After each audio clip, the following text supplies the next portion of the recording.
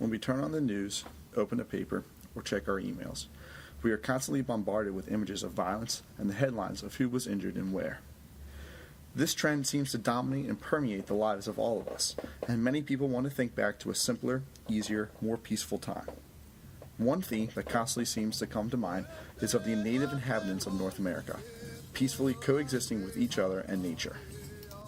Both the cultures of the living Native Americans and the architecture and artifacts of those who came before attest to the complexities of the cultures that existed in North America.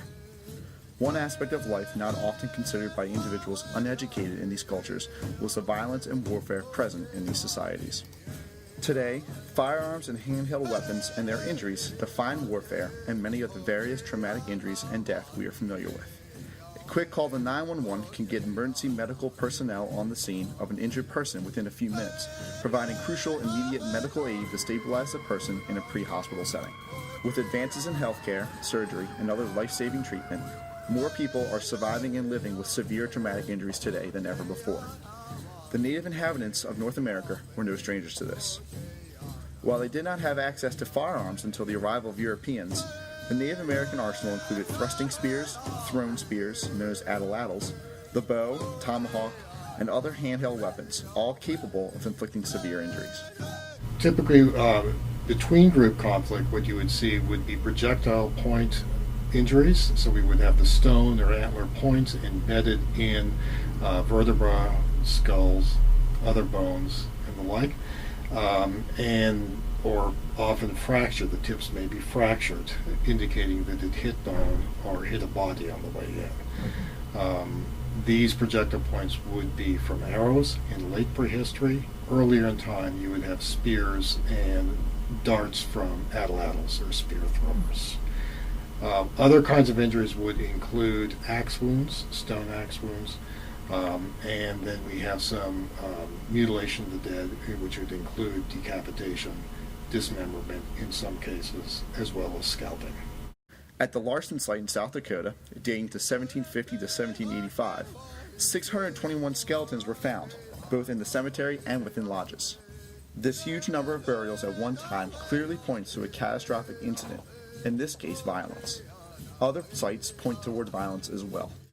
It would be highly variable. So particularly as we talk about intergroup or between village conflict, and we have certain times and places where you would find quite a bit of conflict between groups, between villages, and sometimes in places where it would be rare to non-existent. At the Crow Creek site, which contained the remains of fortifications pointing towards violence, dozens of skeletons were found, dating to between 1325 and 1390 AD.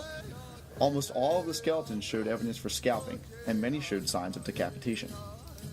Many people died from this violence, yet there were those individuals who lived with their wounds, who were cared for, and who healed.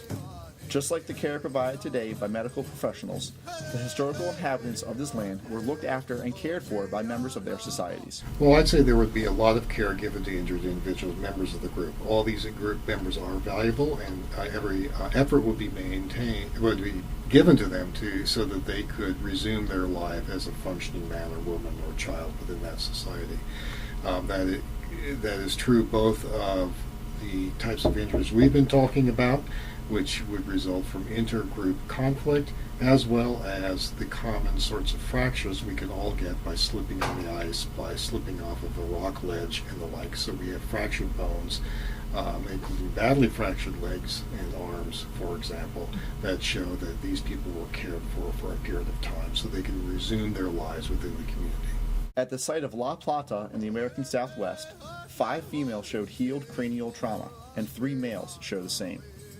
The injuries are consistent with blows from weapons, but have healed fractures and indentations, indicating the individuals survived and thrived with their injuries.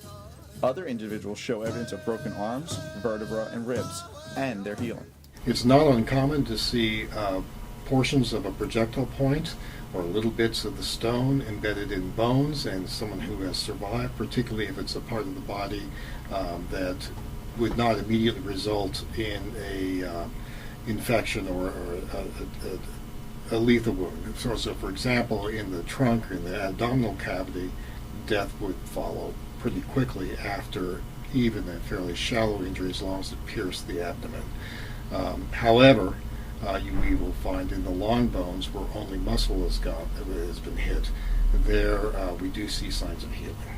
And we also see signs of healing, incidentally, even more grievous injuries such as scalping, where people have survived. These wounds took time to heal, and during this time, the wounded individuals would not have been able to contribute much to society, at least not as much as a healthy individual could. The fact that they survived shows caring and compassion, and a willingness for other members of society to tend to them, provide for them, and complete their jobs.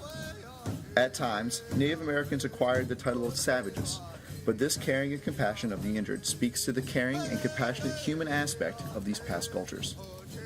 These societies were not so different from our own. Violence and traumatic injury was prevalent, as it is in our society, as was the care of the injured, allowing for their recovery. Despite the many years between our societies, the historical inhabitants of this land had more in common with us than many think.